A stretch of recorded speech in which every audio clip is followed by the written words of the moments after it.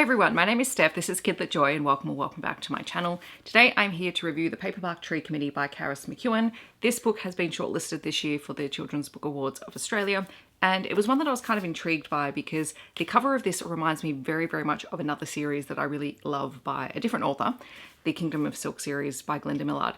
And so I wasn't sure kind of what to expect because like the first thing I see when I look at this cover is that series. So to begin with, the blurb says 12-year-old Art and his younger brother Hilary are great friends, best friends.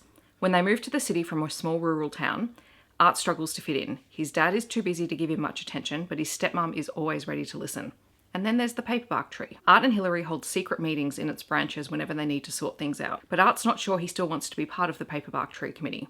Now that he's started high school, he wants to solve problems on his own. Maybe that's not such a good idea. The Paperbark Tree Committee is a heartfelt story about family and being a good brother and about making mistakes and learning from them. And I think that's a really good synopsis of this book, actually, because it is all of those things. Art is really frustrated with having to move. So he and Hilary live with his dad and their stepmom. His dad and his stepmom are not married, but their mother has taken a job overseas and moved overseas. So he lives with his dad's family permanently.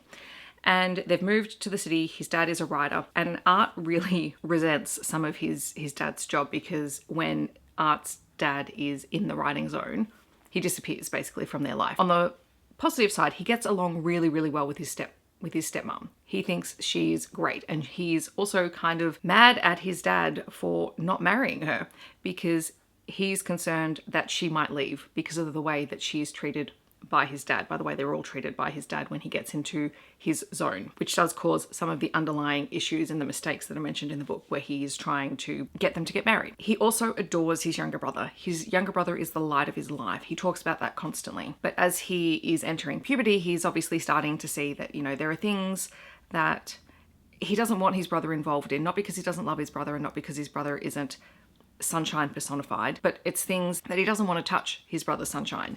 And when he starts having trouble at school, when he gets bullied, he doesn't want anyone else to know. And he struggles to make friends initially until he finally does, but he really struggles to let people in. The Paperbark Tree is a continuation of something they used to do in their old house where they had a tree there, which was not a paperbark tree, it was another kind of tree.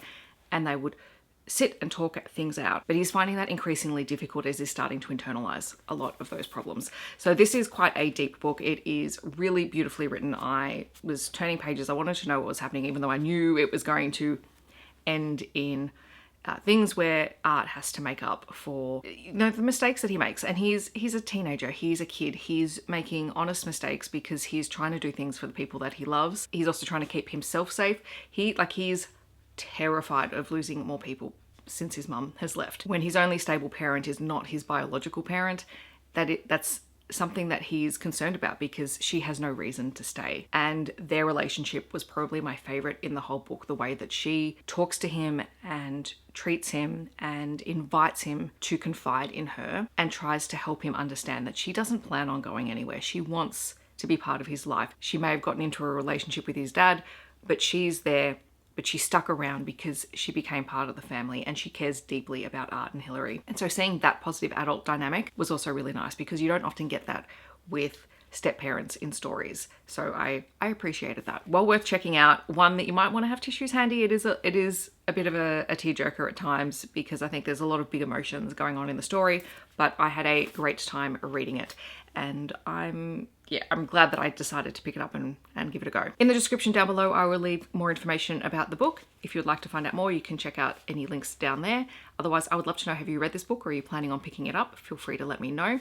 It definitely fits in the middle fiction category, probably grade 4 and up. It's probably most appropriate for, obviously our character is entering into year 7, but it's definitely within the readership capabilities of a competent, confident year 4 reader. In the comments, I would love to know, have you read this? Are you planning on picking it up? Feel free to let me know, or feel free to share titles that you believe are similar. Otherwise, I hope that wherever you are in the world, you're staying safe and healthy, and I will see you in my next video. Thanks so much for watching. Bye everyone.